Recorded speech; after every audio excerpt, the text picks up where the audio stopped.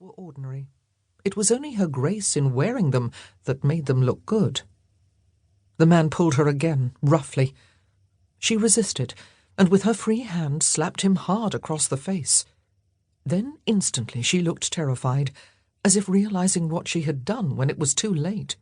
He was furious. He snarled something. Worm ran forward, shouting, "Stop it! Stop it!" Maybe there was nothing he could do, but he would try. He could kick really hard, and if he got hold of someone's hand, he could bite. He charged at the man, head bent down to butt him in the stomach. At that moment, another man appeared, quite a lot younger. He was taller and slimmer and clean-shaven. "Fool!" he shouted at the older man, and before the older man could confront the lady again, or Worm could kick him in the stomach, the younger man had pulled the lady out of the way. She fell forward against him, and he put his hand on her and twisted her round, pulling her with him. She struggled for only an instant, then seemed to give up the fight and follow obediently. Perhaps she was afraid of being hurt again, or worse. The older man swore, then followed after them. Nobody appeared to have noticed Worm. He squeezed between two women with bags of laundry. They were so deep in conversation that they only swatted at him with one hand, for his impertinence, without missing a word. He could still see the older man, and he ran after him across an open space in the street, just behind a costermonger's barrow full of vegetables, and in front of a hansom whose driver was shouting at everyone to get out of the way. Might as well yell at the incoming tide, Worm thought, but some people felt better for complaining. Gave them the idea they were doing something. He could still see the older man as he turned a corner into an alley.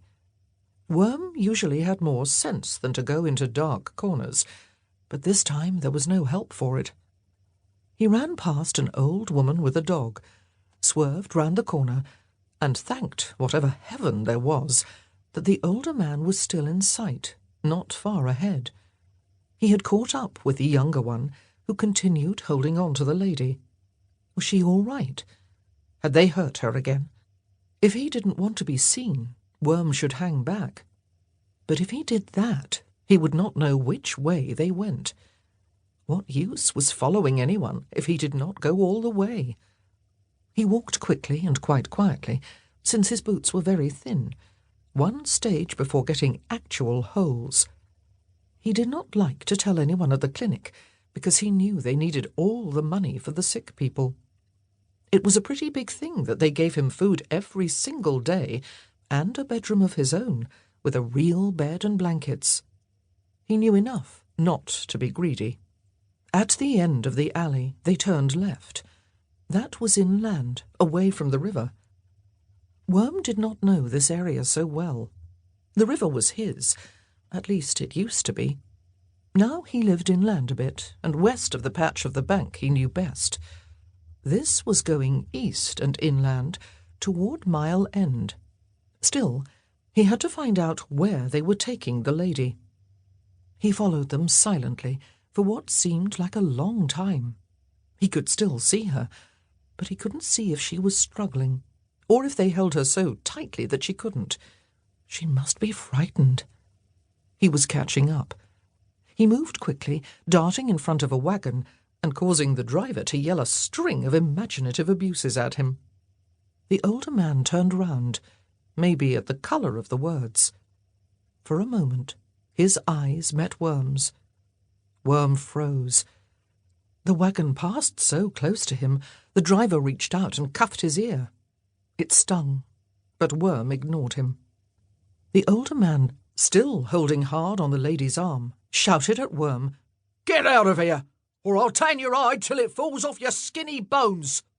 The lady turned and saw Worm. There was recognition in her face. She opened her mouth as if to say something, but the younger man pulled her so hard she staggered against him. A group of people with a vegetable cart passed in front of Worm, and when he looked again, the pavement was empty. The lady was gone, and so were the two men who had taken her. Worm spent a long time looking for them, but he found